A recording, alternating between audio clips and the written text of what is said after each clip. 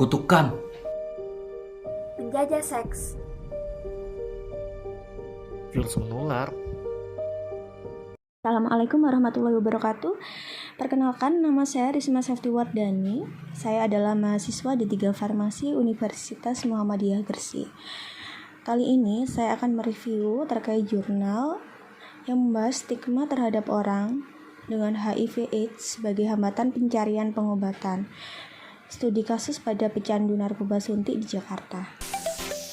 Baik, untuk mempersingkat waktu, kita akan membahas mengenai latar belakang penelitian jurnal, di mana stigma dan diskriminasi merupakan hambatan besar dalam upaya pencegahan dan penanggulangan HIV/AIDS di Indonesia.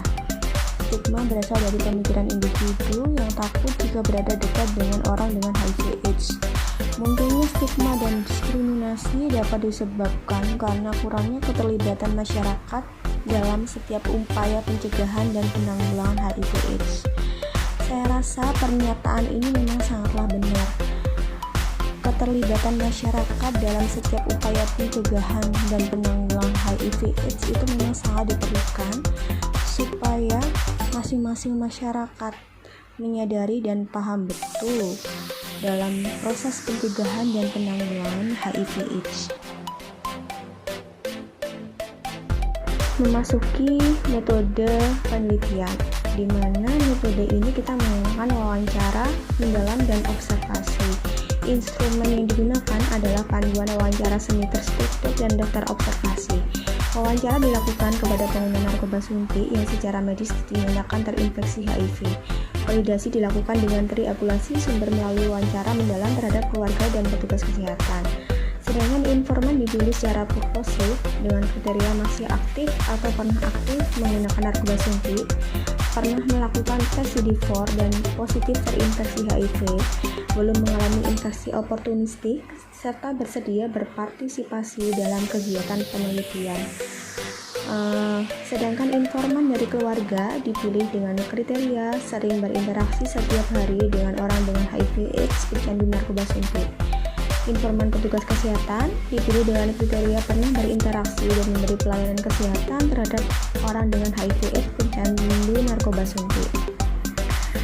Saya memberikan sedikit koreksi. Menurut saya metode wawancara ini kurang efektif karena yang saya takutkan di sini adalah ketidakterbukaan dari masing-masing informan. Bisa saja dari penderita HIV/AIDS atau mungkin dari keluarga penderita HIV/AIDS atau mungkin dari petugas kesehatannya. Saya memberikan saran sebaiknya digunakan metode pengisian Google Form dengan penyamaran identitas supaya informan merasa terlindungi data-datanya. Selanjutnya adalah mengenai hasil dan pembahasan. Terdapat dua stigma dalam penelitian. Hasil penelitian menunjukkan stigma masyarakat bisa berasal dari keluarga terdekat, teman dan tetangga, serta dari akses layanan publik. Stigma dari orang dengan HIV/AIDS pecandu narkoba suntik dalam bentuk diskriminasi dan pembiaran. Diskriminasi terjadi karena keluarga merasa takut tertular infeksi virus HIV. Bentuk diskriminasi seperti barang-barang yang dipisahkan penggunaannya, barang yang disentuh orang dengan HIV/AIDS langsung dibersihkan dan dikecilkan dengan tidak membolehkan anak-anak bermain bersama orang dengan HIV/AIDS.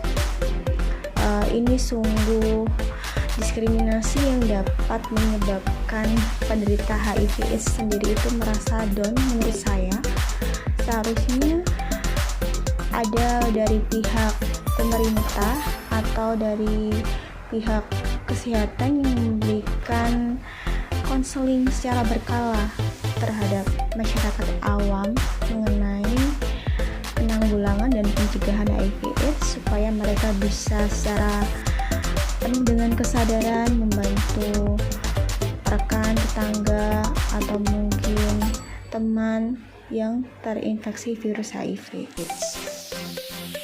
Selanjutnya adalah self-stigma, di mana pecandu narkoba suntik selain menerima stigma dari masyarakat atau lingkungannya, juga stigma dari dalam dirinya sendiri.